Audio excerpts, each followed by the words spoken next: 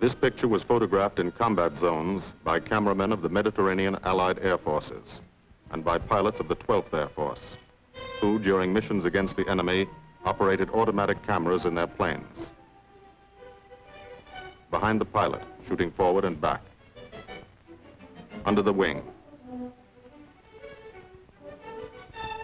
In the wing, timed with the guns. In the wheel well. In the instrument panel, photographing the pilot himself.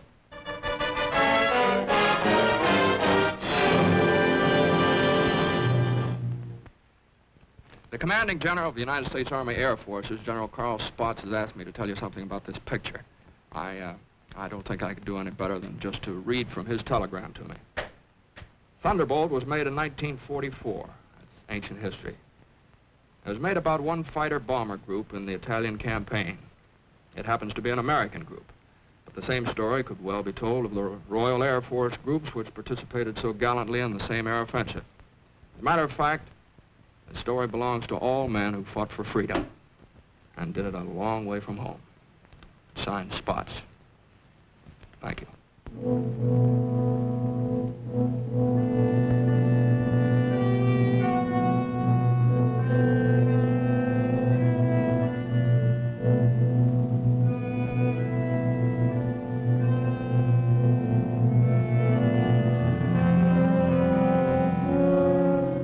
To the Italian man in the street, or what's left of the street, this is the fulfillment of a promise. The promise of the fascists to build a 20th century Roman Empire, conceived in tyranny and dedicated to the proposition that some men were meant to be slaves of other men.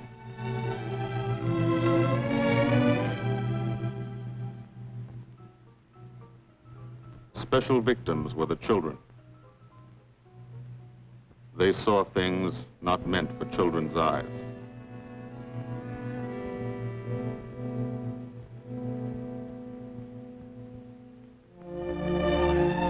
From the air, Italy is more remote. The airman never sees the face of the people, only the face of the country. From the air, you look down at the mountains. Look down and wonder how our men on the ground ever got through. Mountains and rivers. The Volturno, a lot of American blood in that one. Natural barriers made other campaigns tough too. Exhausted Hannibal's elephants, Caesar's legions. For the airmen, the ground war is remote. The only war you really understand is the air war. You can see a pattern to it. Lots of the country never been touched.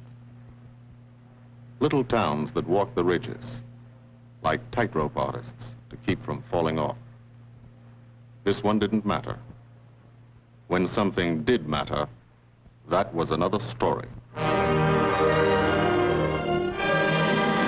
This is how we changed the face of Italy, from the air.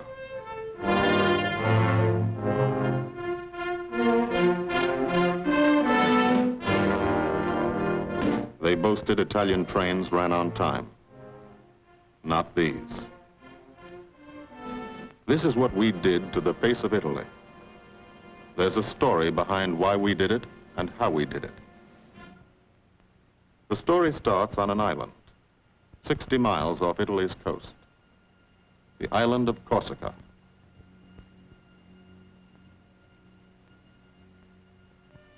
Corsica. Rugged. Primitive. Mountainous. Malarial. Here they still remember a local boy who put Corsica on the map 150 years ago. This island part of France was liberated by the French in September 43. But you can still find a few Germans left by the wayside where they fell, in the shadow of our airdromes.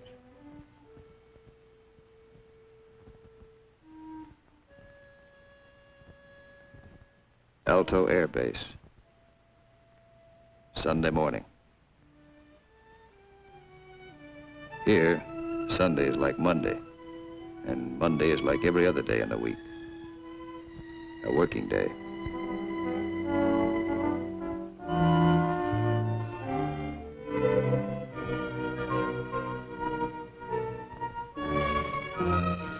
The engines wake you at dawn.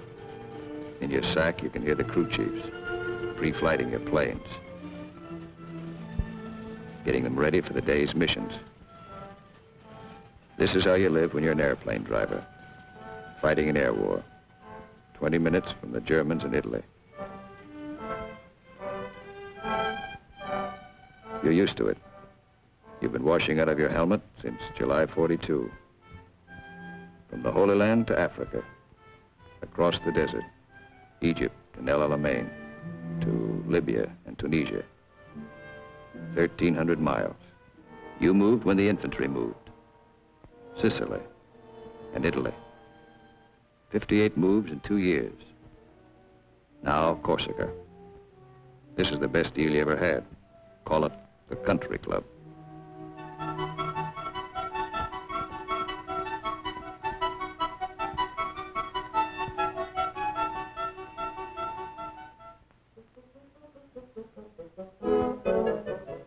When you talk about air power, this is what you mean.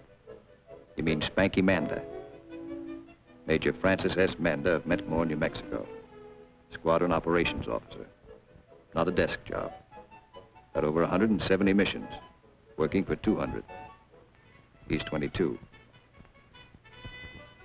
You mean Captain Howard Hickok of Ames, Iowa. He's a flight leader. Just had 30 days in the States. Time to get married and come back. He's 23. Or, in his Italian general's trailer, Gil Wyman, Louisville, Kentucky. Hardly looks old enough to vote, but he's boss of a squadron.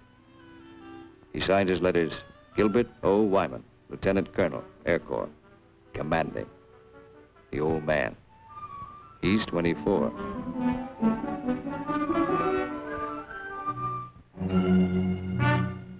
Sunday morning. For the 57th Fighter Group, 3 squadrons, 1,000 men, another day begins at Alto Air Base. You could close your eyes and see it this way. Spread out like a diagram. Been home sweet home for some time. Good steel mat runway, 150 by 6,000 feet. Tower call sign is Breakneck. Lots of jokes about that. We share the field with a French fighter group. Don't speak the same language, but we fly the same airplane against the same enemy. Each lost a man yesterday. We get along. Group commander, Lieutenant Colonel Archie J. Knight, West Point, 1940. He's 27. First mission today is a 6-5 squadron show. Briefing, right after breakfast. Informal, short, to the point. Park yourself in a bomb crate and get your escape kit. Enemy money. Instructions to get you back through the lines, just in case. The S2 tells you about your target. He doesn't have to draw it for you. You do this every day. Sometimes 2 or 3 times a day. Gil Wyman will lead the show. So he lays out the job. That's a nurse's hat. His girls. Wears it for luck. Eat all you can get. The brass upstairs plans the war. They want something done, they pick up the phone. You do it. Don't always know why they send you out on a mission. Don't always care. But you know there's a reason. A good one. Today, the missions are going out because in Italy, our armies have been stopped, cold, at the Gustav line, across the narrowest and most mountainous part of the peninsula. U.S. 5th Army, British 8th Army, stopped for 5 months. At Anzio, 100,000 men sweating it out. We couldn't move. Stalemate. March 15th, we bombed Cassino, our immediate objective. Good job of bombing. Didn't work. Our infantry didn't advance. It was the wrong use of air power. Wrong because we were not taking advantage of the airplane's greatest asset, its ability to get behind the enemy. That's what the air planners wanted to do, get behind him. Lieutenant General Ira C. Aker, commanding all the air in the Mediterranean, British, French, and American. Major General John K. Cannon, Uncle Joe, commanding the 12th Air Force. And Brigadier General Gordon P. Seville, 12th Tactical Air Command, the brass upstairs who run the air war. They said, let's not hit him here. Let's hit him here. Let's isolate the battlefield. Let's weaken the entire German front by depriving it of supplies, fuel, food, ammunition, reinforcements. They call the plan Operation Strangle. This is what we want to do with airplanes. How? A lot of railroads in Italy. This is the enemy. Keep the trains from getting through. A lot of rivers in Italy, and over 700 major bridges. We figured if a train came to one, and it wasn't there, it'd be kind of tough to get across.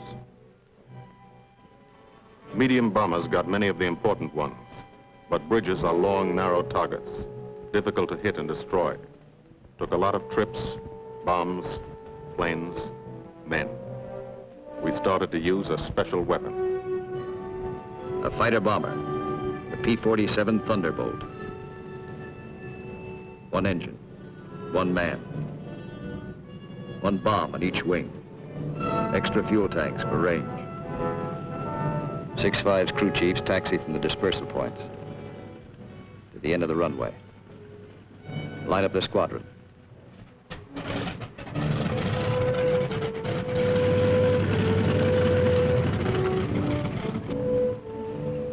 All the pilots have to do is climb in and take them away. If you're a crew chief, you've got your own P-47. Sometimes you think of it as your personal airplane. The pilot's a fellow you lend it to every day. You let him fly around in it, and you expect him to bring it back in good condition. No bullet holes or flak holes. After you've been lending your airplane to one pilot for a long time, you get attached to him, too.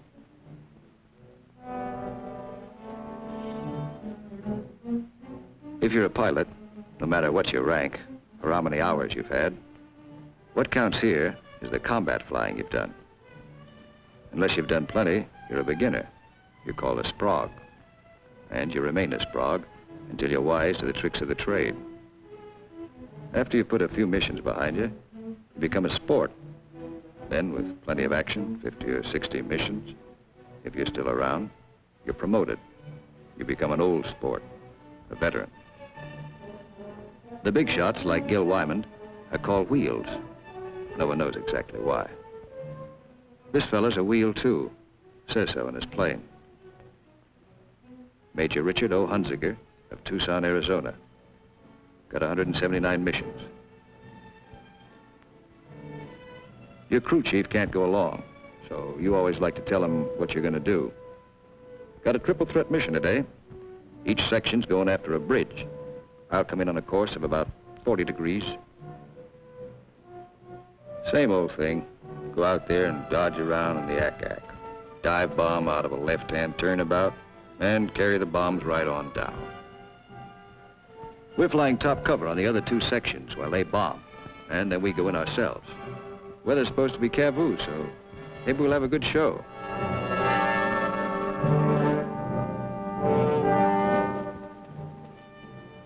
All set to go. But you don't. You wait. You wait for 5 minutes. That's the way it's planned. Time to settle down. Relax. You'll be busy later. So if you've got any thinking to do, and who hasn't, now's the time to do it.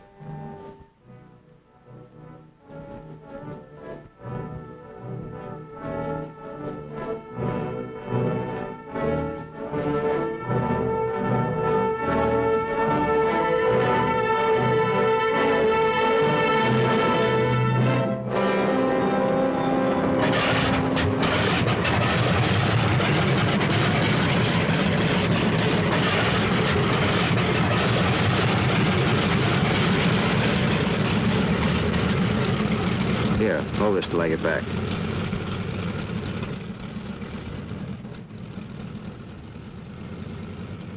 Takeoff is always rough.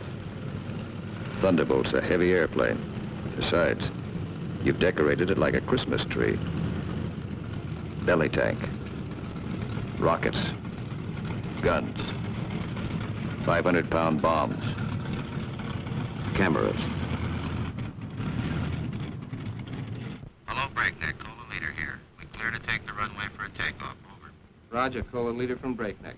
You're clear number 1 to take off. Roger, Breakneck. Thank you. The mile of steel runway will shrink to nothing under you. Halfway down, by the tower, you'll be committed. That means you can't slam on the brakes and stop. Once you're committed, you usually go up. First pair, Wyman and Gustafson.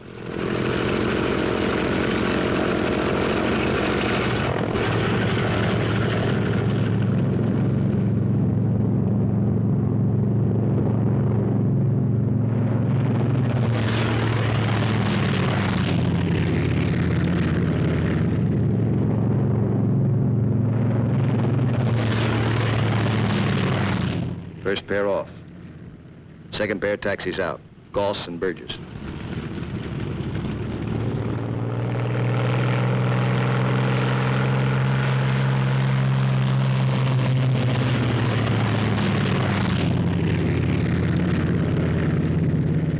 Made it okay.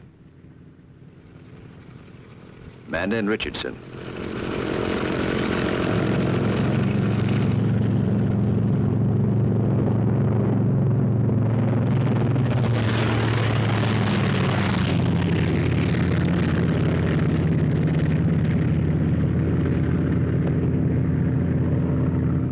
Smith and Atwood. Come on, get her up.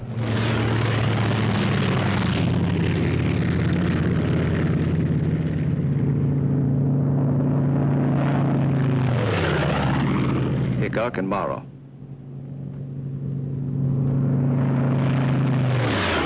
Last pair, Welby's and Hunziker.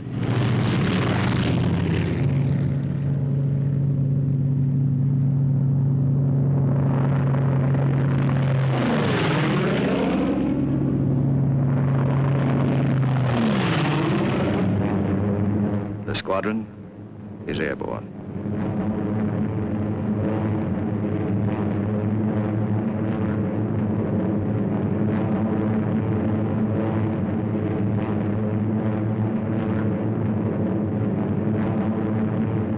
Over Corsica, then out to sea, on the deck.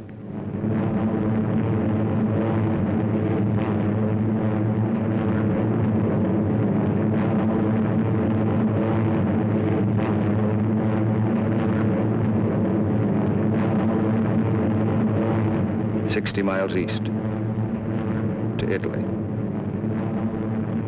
Flying from Corsica, you go only 60 miles and you're 150 miles behind the German front. Turn again on that castle. Now you're heading north into the mountains.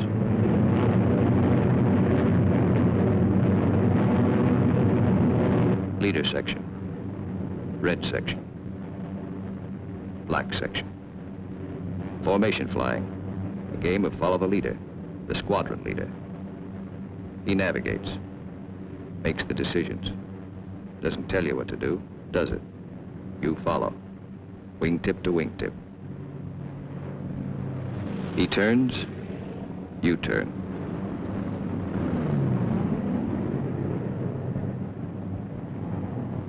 He climbs, you climb.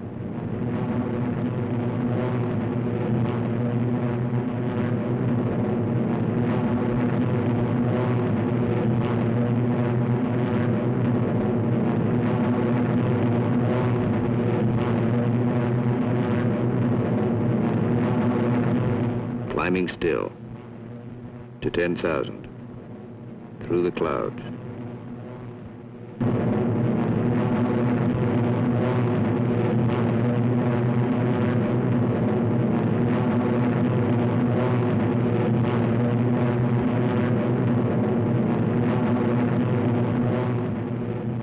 Getting close. Start looking for the target. Stuck down there in one of those ravines. All look alike. Wingman, he's back. Keep the formation spread out.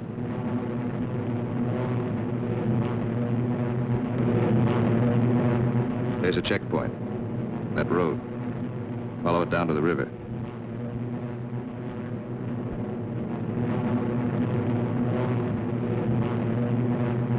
Your first bridge should be down there.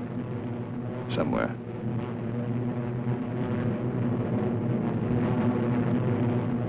There it is. Pass over it. Come back and attack from the opposite direction. One of the tricks you've learned. Leader section. Goes into loose string formation.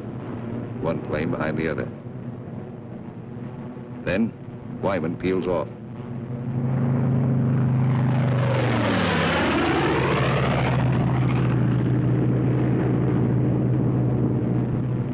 The rest of the section follows. At 2-second intervals.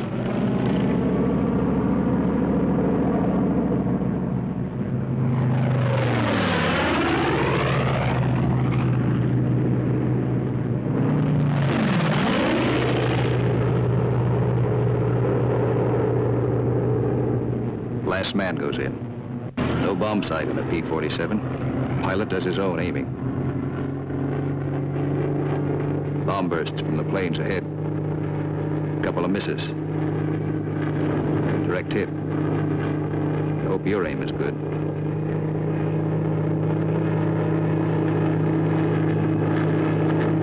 Drop your bombs.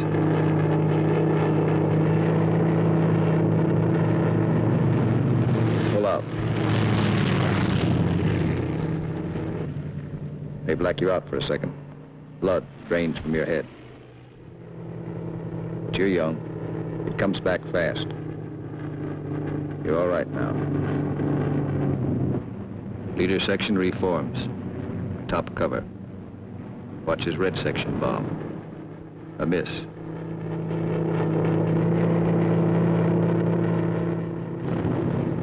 Another miss.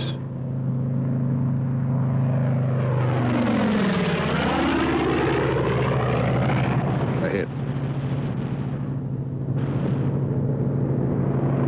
Black section goes down.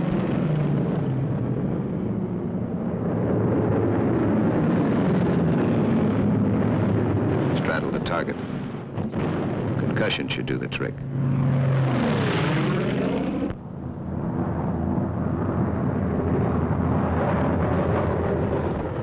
No more bombs.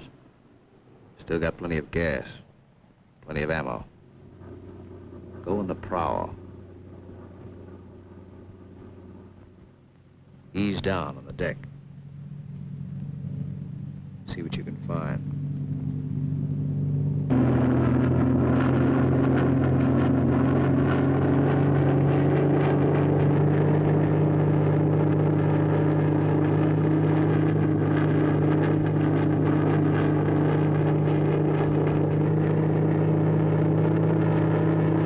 Railroad tracks. Following tracks. Not a bad way to find a train. You spot one. Kick her over. Give it a few squirts. Might kill somebody.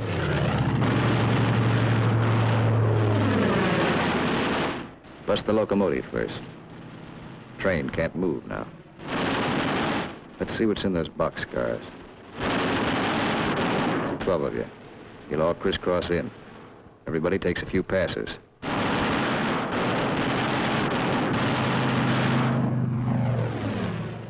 Try the cars one at a time. Might be something interesting in them. Usually is.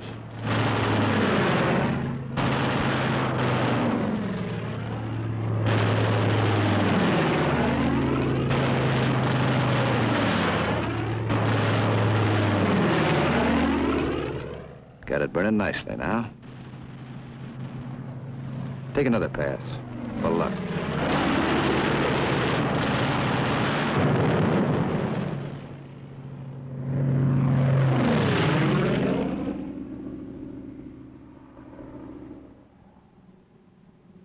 Strafing spreads the squadron over the sky.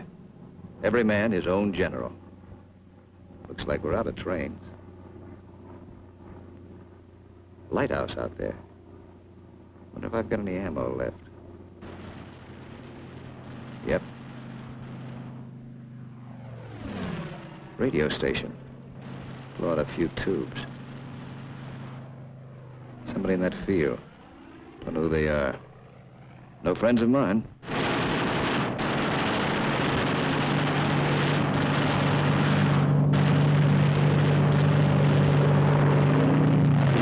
Scary vehicles parked in that farmyard. More in back. Must be a headquarters. Houses around here look kind of suspicious. Might be something in them. Nothing in that one. Nothing in that one.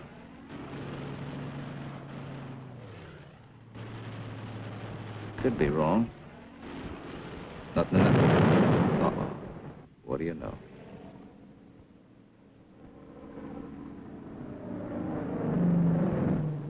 Back at Alto, no one is sweating out 6-5 squadron.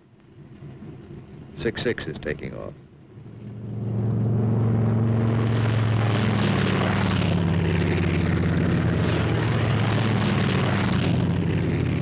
No one will sweat them out either. There are too many missions. 9 for today. When you don't fly, you've got things to do. Try to make some sort of life for yourself. In trying, you've improvised an American community. Step off the field, you're in Corsica. Step back on, you're in America. This is part of the war, too. The endless detail of living. The dust is a problem. Dust is good for the laundry business. Hand laundry. Branches everywhere. Community laundry. 3-day service. And for the rugged individualist, water supply, pump, heating unit, washing machine. The sergeant used to sell these in New Orleans. He's keeping his hand in. The barber shop. And for the next customer, always something to read. Never more than a year old. Bus line. Lunchtime special. And for the intellectually minded, there's time for the more serious things, like practicing your yo-yo.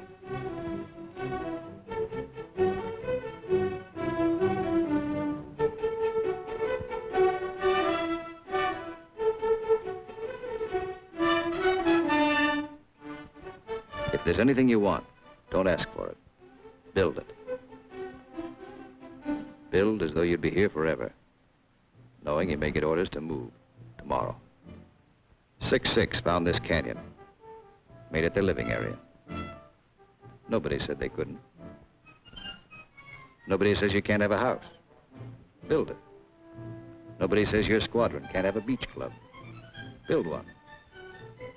Nobody says you can't dam up a river to make a swimming hole. This American community has everything.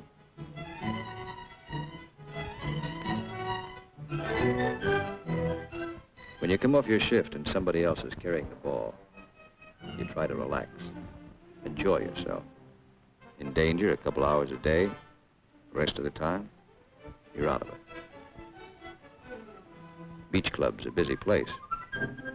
So is the Mediterranean. Mussolini once called it Mare Nostrum, our sea. But that was yesterday.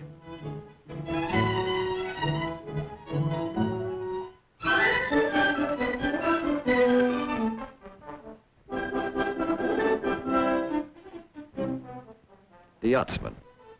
An old wing tank and a few odds and ends make quite a boat. The crew chief scrounge parts. Scrounge is polite for steel. Scrounge him from wrecked Jerry planes, banged up Italian cars. Old parachutes for sails. They use only the best quality junk. Sometimes when you can get a PX ration of beer, you drink it. Then you look like this.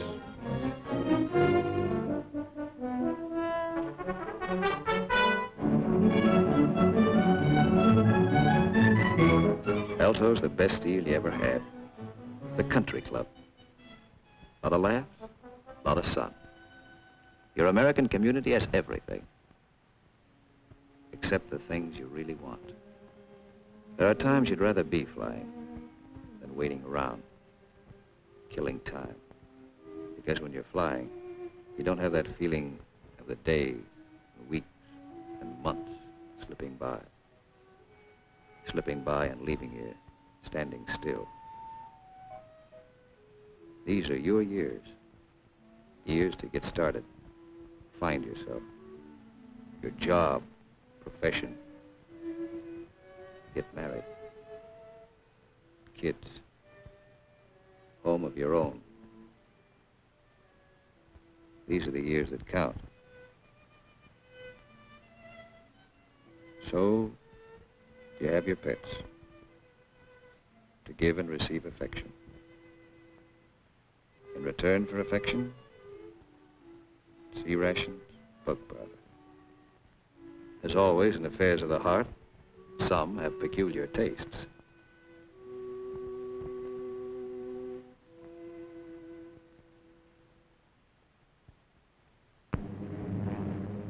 Six Squadron, heading out. 6-5 Squadron, heading home. A meeting in the air comes and goes fast.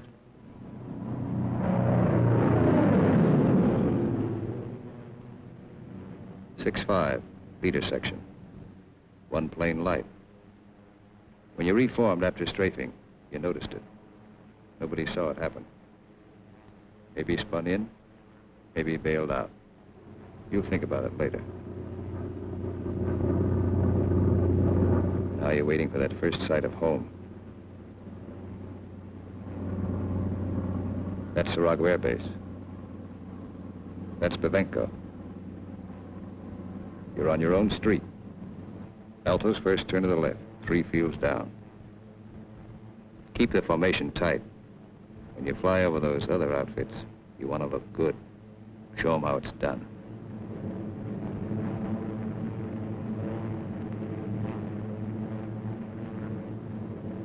Alto, home. You come in low and peel up.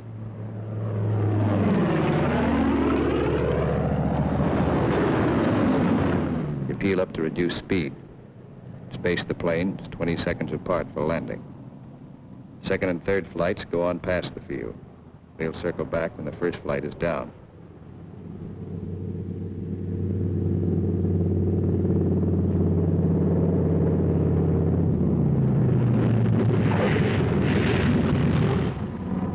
Drop your gear.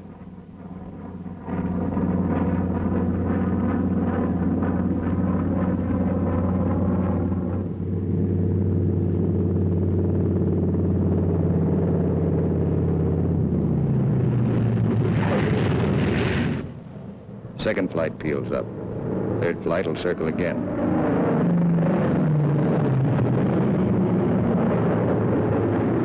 This is all the flying the ground crews see. You like to give them a kick.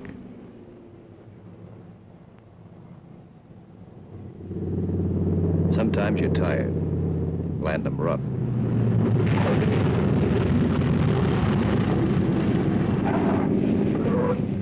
It's embarrassing.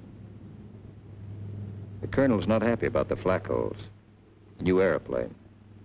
His crew chief will be mighty sore. And how will you explain this away? Then, after the interrogation, you relax. Grab off some donuts and coffee. Jive with a Red Cross girl who meets every mission. And fly the show all over again, on the ground.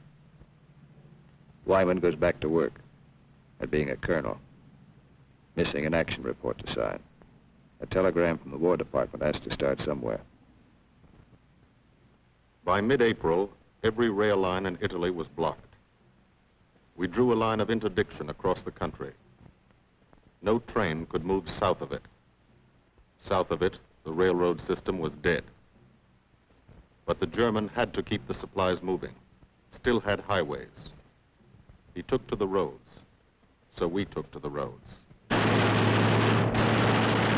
This is what the Germans fear most. You don't blame them. This is the way Rommel got it. He isn't the only one.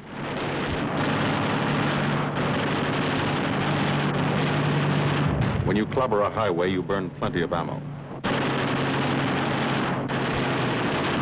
Cyclic rate of fire, 800 rounds a minute. You've got 8 guns, 106 bullets a second.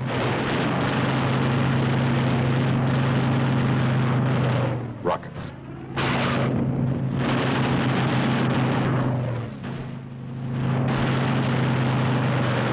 Those aren't just trucks and Germans. You're stopping ammunition before it's fired on the Fifth Army front. And you're doing it 200 miles behind that front.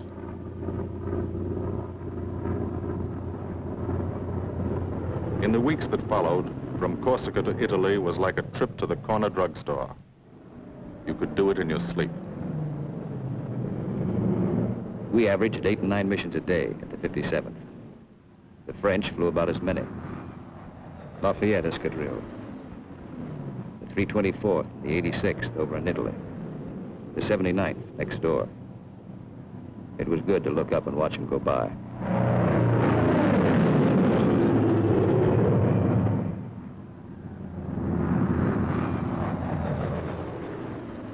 But there were other things. There were those pillars of smoke. Never knew when you'd see one. That's a wreck. A P47's cooking, and there's a man in it. When they hit like this, there's nothing to do. Let them burn. And stay clear of the exploding ammo. Keep on landing. You have to. No place to park up there. Why did it happen? Engine cut out for a second.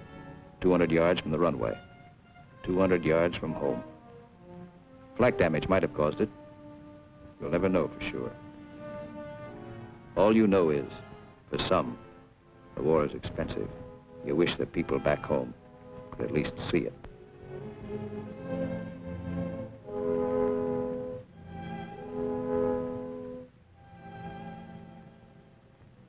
We kept up the pressure. And by the beginning of May, the roads were practically closed. If one man on a motorcycle appeared on the highway by day, he was a dead pigeon. The German took to the sea. 2 months after we started, the strangle was on. The Germans had barely enough supplies for 2 weeks. That's when our ground forces attacked. Allied troops took Cassino. We linked up with a beachhead at Anzio. And in 3 weeks, we're in Rome.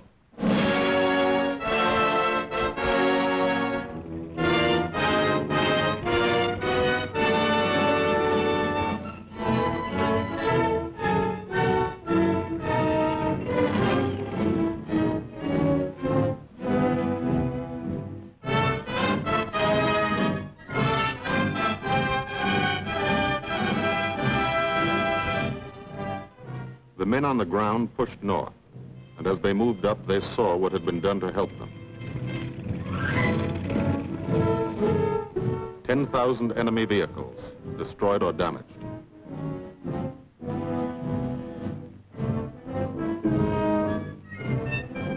In every town they took, no marshalling yard. How many German tanks went out of business because of the gasoline these trains never carried?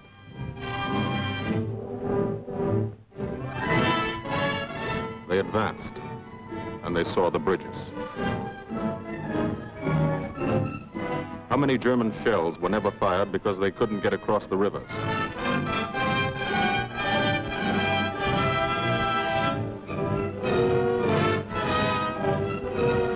The ground forces exploited their breakthrough. In plain language, they shot and killed Germans. And they ate up the country. Almost 250 miles in one non-stop offensive. The ground forces won a battle, but they still had a war to fight, and you were still flying missions. Up from first light The last light. Only the coming of darkness would stop you. Only the coming of darkness would bring the last missions home to Alto.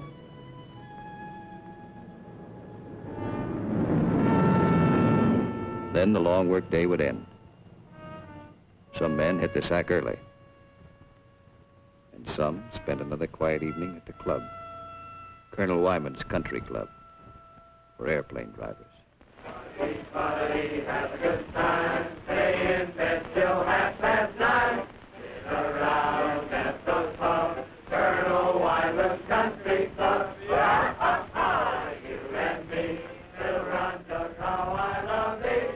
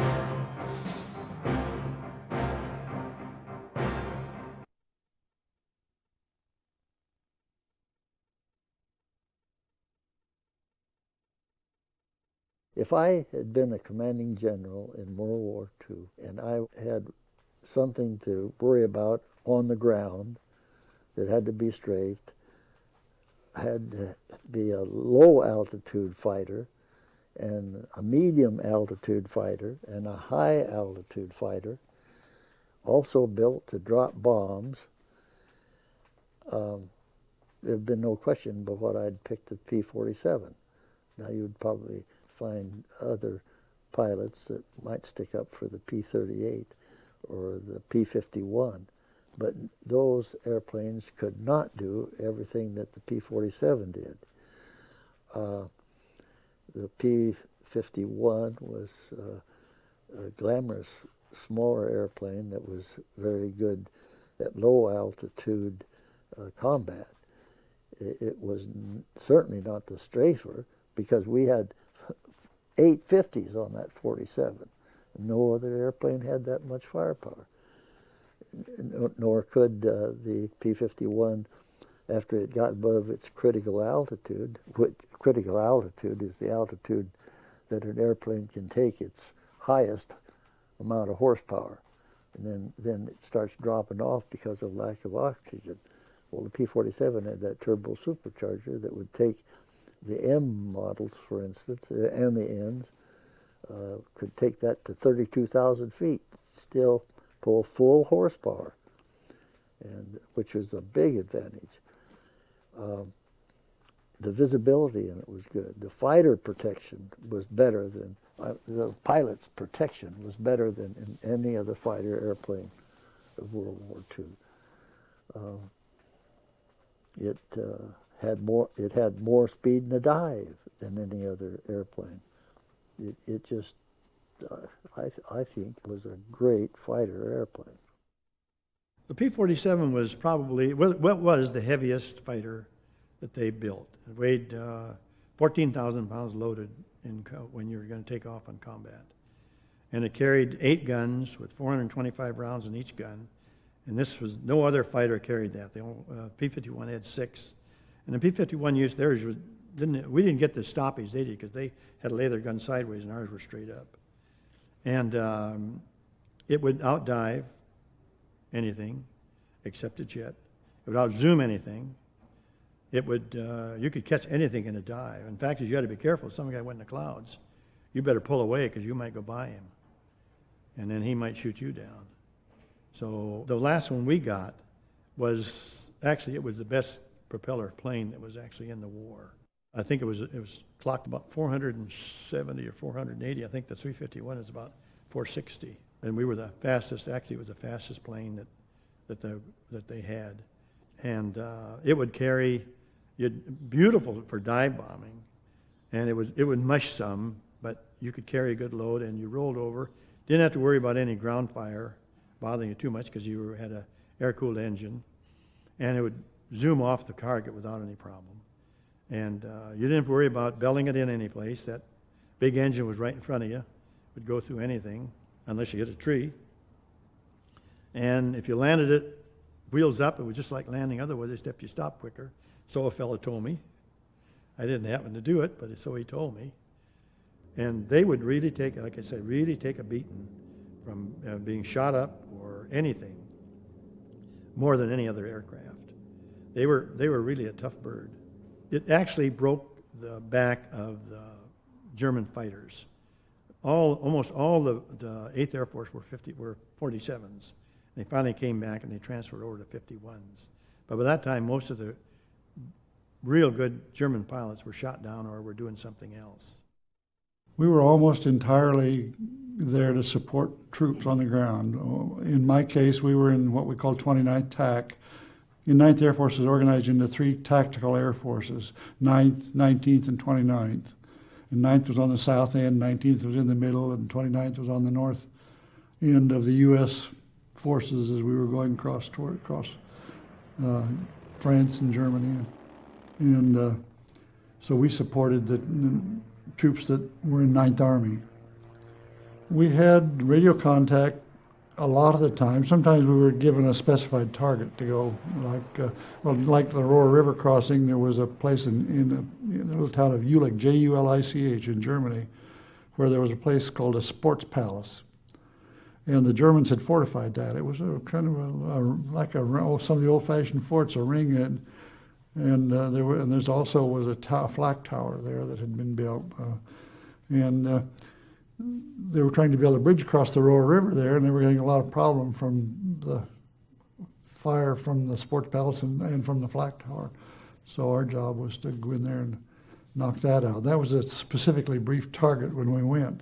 Other times we would go up and have radio contact with somebody on the front line. We sent pilots up to the front, and they would be in a half track with a radio on our frequency, and we right with the infantry or the armor, whoever they were working with, and if there was a target that was blocking their progress or so on, they'd tell us where it was and ask us to hit it. If once in a while the artillery could put a colored smoke shell on it or a phosphorus shell or something like that, so we could actually see the target. Other times we just had to go where we were told to go and hope we had the right place. Usually we did. Other times we would go out and they'd say armed reconnaissance, and what that meant essentially was if you see anything moving, go hit it, because by that time in the war, the Germans, there were no civilian vehicles moving in Germany. They were all related to the military in some way. Even the horse-drawn and all that was usually carrying ammunition or food or something for the troops. And so, with an armed reconnaissance mission, it was often just whatever you could find moving was the target. Anything from a single staff car to a convoy of trucks would be a target if it was moving and we were there. We did a lot of dive bombing and strafing, sometimes 2 missions a day after the invasion. We'd fly 2 missions a day. We would carry maybe 2 500-pound bombs on the belly with a 108 tank. Then you'd drop the tank, and then you'd dive bomb and drop the bombs. Both bombs would go at the same time.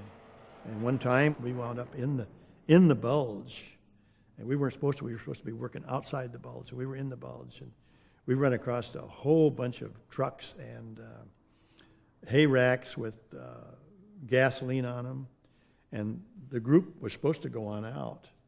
And I happened to be with a guy by the name of Flag, who was a pretty eager beaver on his second tour, a good man. I knew we'd get something, so we went across his and we just started shooting all this stuff up. And once in a while when you shoot, you put your finger on the trigger. And somebody did, what's going on? Not a sound. So all I did, we went over another bunch, I just said 6 o'clock. And Flag didn't, he must have been low on ammunition, but we shot, in fact, there was a ambulance in that, and it lit up like a firecracker. These gas was parked on a hillside, and that gas, of course, it burning, and it ran down the road, burned everything up. Everything is burning up behind it. And we think we destroyed about 50 trucks, plus a bunch of other racks and the guy that did the critique afterwards, when we told him what we did, he said, you guys were only down 1 minute. How could you do that? Well, I says, you have to watch for the film. I says, I happen to be flying with Flag.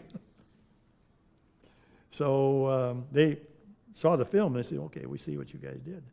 We did. We shot up a lot of stuff in there. During the Battle of the Bulge, I probably had 5, 6, 7 missions, some maybe a few more than that in there. I flew the Christmas Day mission of 1944, which was the first day we could get off the ground during the Battle of the Bulge. Describe that. Actually, we talked about that mission. Well, the weather wasn't very good even then. There were clouds, but good enough that we could fly. I was in a flight of, I think we had 12 from my squadron. And I don't remember where in the squadron I was flying, but we had 2 500-pound bombs, and then normally we carried a fragmentation bomb on the belly, 260-pound frag bomb, which was an anti-personnel bomb.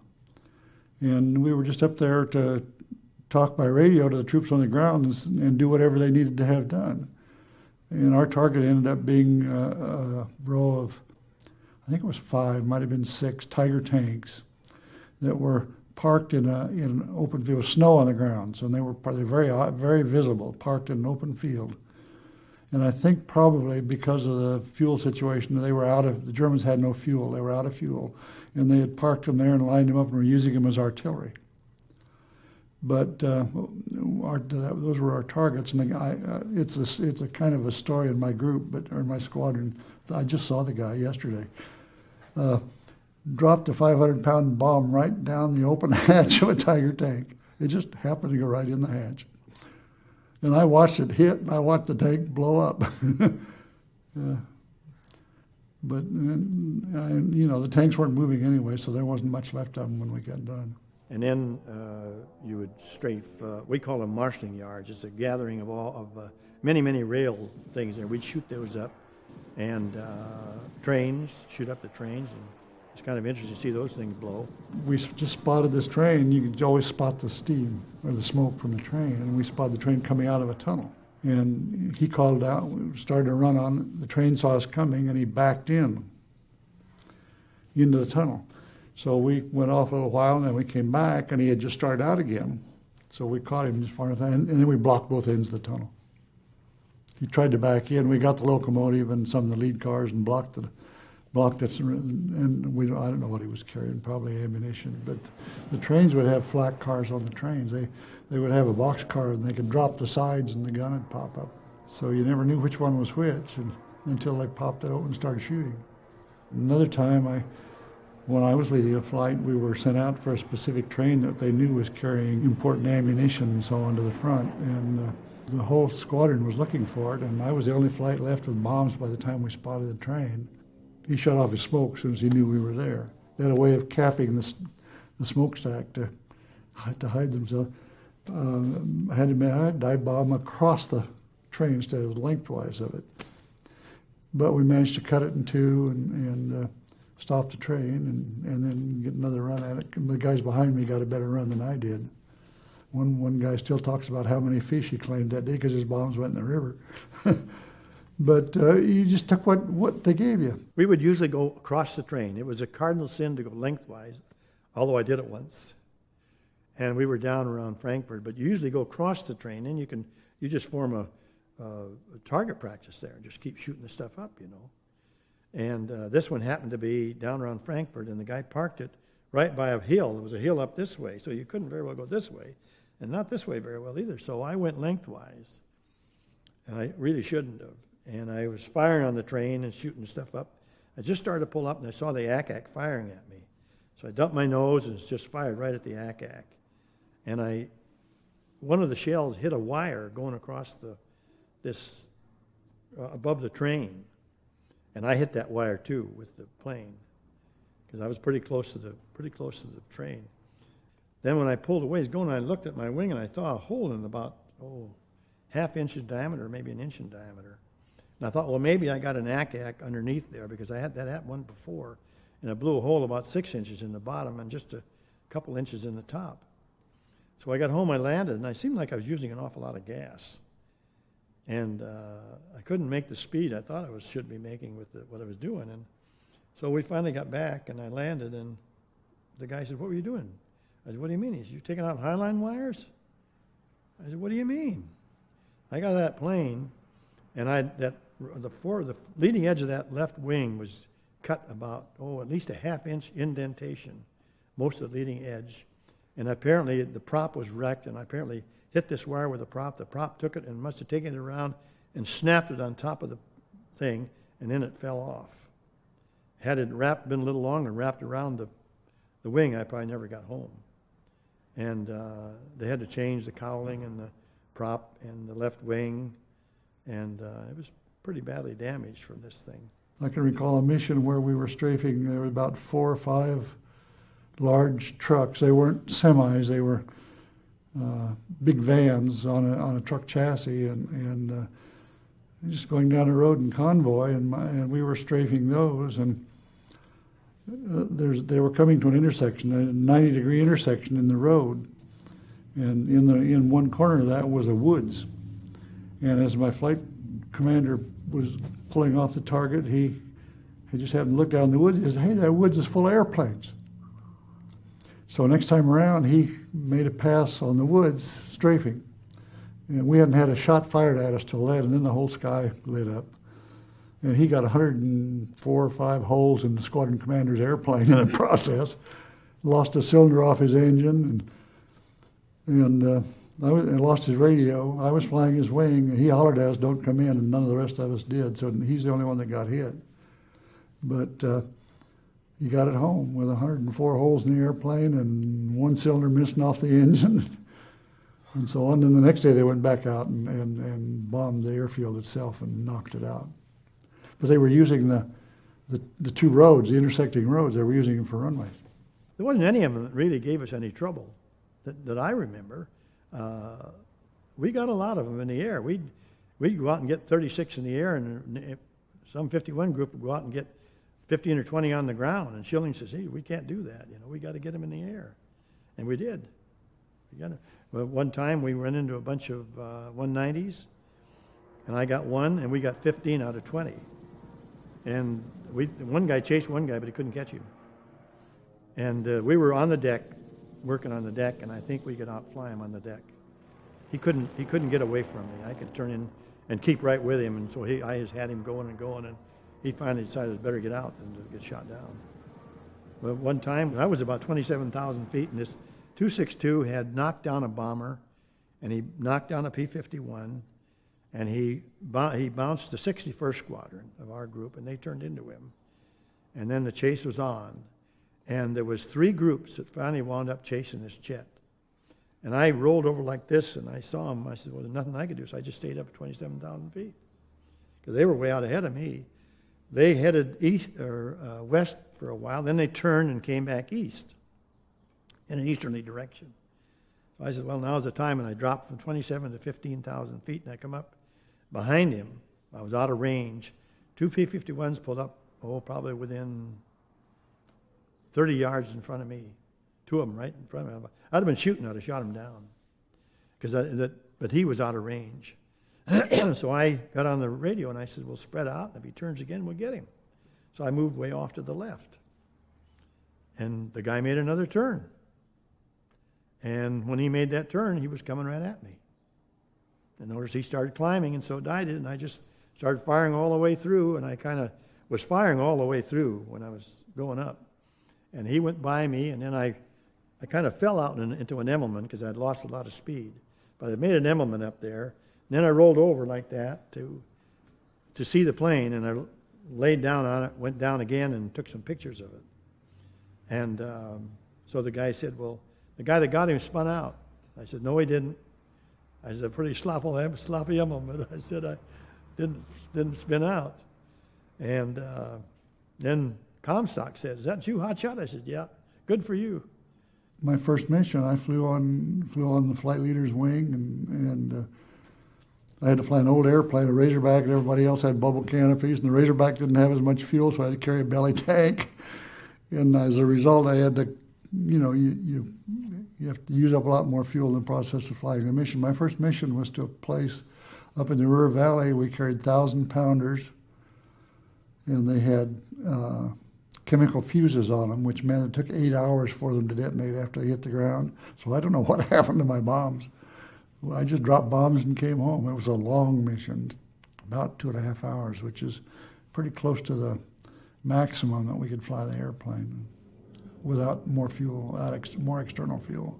We usually flew around, going in and out, around 10,000 feet because the 88s, which were radar controlled, we were moving too fast. The angle changed too quickly for them to track us too well. So we weren't very vulnerable to 88s. Once in a while we'd get somebody hit or we'd get a close one, but basically the 88s were not that accurate. The others, the 20s and the 40s, during the dive bombing runs or strafing runs, they were pretty accurate, and we had a lot of guys get hit. Some of the hits were bad, but most of them you could fly the airplane home after being hit. It was fairly intense on some targets, and other targets it was practically nothing. In and around Cologne and up in the Ruhr Valley, there was always more flak, and along the Rhine River there was always more flak than we got some of the other places that we went. The squadron would form up, and then you'd form up the group. You have 3 squadrons in the group, 16 planes per squadron, 4 planes per flight. In this way, this is the leader, and this is about him, and this is second in command of the flight. And you form up, and then you stay in close formation until you get up to altitude. And then you spread out They spread out about 30 yards apart. And that's the way you fly. Any turns that are made, they're usually made at 90 degrees, or an orbit is made. So when you make a 90-degree turn, the lead squadron, the other two squadrons go the other way. See, they switch sides so that you don't have to touch your throttle. And this is the formation, I believe, that the poles, at least this formation, fingertip formation, is what the poles taught us people how to fly. And if you learn to fly that right, then you were a battle force that was spread way out. And you didn't have to worry about the guy next to you. And, of course, you kept track of one another. But in close formation, you're leading on, three guys are flying on another guy. They're not taking their eyes off of him. And they're flying on him all the time. They're looking at him all the time, especially you get into clouds. If you fly in the clouds, you've got to be in tight formation, otherwise you can run into one another. And we flew a lot of escort. Escort quite often wasn't much going on. By the time that we got there, the fighters really weren't attacking the bombers as much as they were early in 44 and early in 43. And we didn't get into too much, so we'd go up there and you stayed away from the bombers. If you want to go up near the bomber, you just sidled up to him sideways. Never put your nose in at him at all. Because if he's sticking his nose in, the guy says, that guy can fire. I mean, he'll fire at you. You just cruise back and forth. If you're top cover, you just kind of weave back and forth. Or if you were maybe at the target, you'd go over the target and you just kind of weave back and forth over the target until all the bombers left, and then you'd go back. Usually you'd either have duty of taking them in, you'd pick them up at a certain point, you'd take them to a certain point, then another group would relieve you. And then, because we couldn't stay up there that long, see, the bombers fly, 8, 9, 10-hour mission, and depending how far it is. And then you'd go home, and they would take them so far, and then somebody else would pick them up and bring them home. And they would try to cover them all the way in and all the way out, as best as they could be done. We would be looking out all the time. In fact, as a fighter pilot, they say his head is on a swivel. And depending on what you're looking back this way and you're looking this way. And as you come across this way, you see your things. If there's anything wrong in your plane, you'll notice it. But your head is always this way. Always. If it's not, you might get shot down. One mission we went on, a bomber was rather of interest. A bomber was in trouble, and he called for some help. And I went down. I got another guy that had quite a bit of gas, and we went down and escorted him, stayed with him. He was flying north, and I called. I couldn't talk to him, but I could talk to who was talking to him. I said, you tell that guy I gave him a heading to go to. I said, he flies that way, I'll fly with him, but I'm not going up North Sea. I'll never get home. I said, I'll be in the water. He might have gas, but I don't. And so we got him to turn, and we escorted him for about a half an hour. And then when we got back, all of England was socked in. You couldn't get down for love nor money. And our base was closed. Everything was closed. But they have an airfield over there that they have what they call a gas dispersal area in it. They have gas burners all the way around the field, and they turn these on. And it heats it up, and it raises the fog up. So you can land. They wouldn't do this unless they had a full group coming in. And they had that one working. So they said, you go over to, I believe it was called Manston. Go over there. Well, I went over there, and I tried to get a heading into it. And bombers were talking all the time, because by this time, the fighters are all home, and the bombers are trying to get in. See, and they were always on there. So in order to get a heading, you've got to get on the radio and give them a call. So I finally got a call, and I had to give him a second call, because a fighter, you got to have at least 2 calls to get headed in the right direction, because you can't make a real quick turn in the clouds. I had a guy in my wing, too. And so the second heading I got, the field was behind me. Twice that happened. I'm flying one time, and if I hadn't have pulled up, I hadn't been flying a little bit of contact, I'd have run into a B-17. We pulled up, I just told pull up. We went right over, I'm sure we went right over this B-17. So finally I called Schilling, and I said, I almost ran into a B-17. I says, get me on the ground over there. And I says, I'll find my way in. And he said, no way. He said, you take it up. And he says, head 3 minutes west and bail out. I said, what about the airplane? He said, don't you want it out to sea? He said, no, I want my pilots home. So we did. We flew 3 minutes west, and this fella bailed out a couple minutes ahead of me. And I went to bail out, and I looked at that canopy, and it was sitting there, so I made an orbit, because I had 3 days off in London the next day, and I jettisoned the canopy. Then after making the orbit, what you do, this was taught us by Mike Gladich, who was a Pole, who was the advisor to our group. If your plane isn't damaged, you pull it up. He said, get everything loose. He said, roll the trim tab all the way forward and turn loose of the stick. And he says, you'll go down, and the plane will go down like this, and you'll be thrown out like if you had a rubber ball on a stick, on a string, and it broke. He said, just out you go. And that's exactly what I did. I went up and went down. I was thrown out of the plane went down this way, and I went up this way. I was spinning, but I finally put my arms and legs out, and I stopped the spinning, and I was kind of falling this way, and I pulled the chute, and right up beside my boot, and it pulled the buckle off my boot. We used to wear those high English boots, so you could cut them off at the bottom if you got shot down, and you had a pair of Oxfords. And then I was swinging like mad. Of course, I couldn't tell what I was doing, but I knew I was swinging, so I just played with the risers a little bit. And I was swinging enough so that when I thought I was going to run into some water, I thought it looked green, and I started undoing it. And I swung like this. I must have just been 3 feet off the ground, because when I went over like this, I was on the ground. And jumping out of a parachute is supposed to be like jumping off a 15-foot fence. And it wasn't. Like I said, I didn't think I dropped 2 feet because of the swing I was in. And then I rolled up the parachute, and I could hear some guys talking. So I headed over one way. I thought I saw a house. It was a haystack. And so then I walked, and I found a little pathway where there was a fence on each side. So I walked toward these voices, and I got into this courtyard, and these guys were pitching hay. I hollered at him. I says, there's a U.S. airfield around here. He says, yeah. Down up that road, he says, a couple miles. I know it was a mile or so. Does anybody ever go by there? He said, not very often. You got a car? He said, no. Got a bicycle.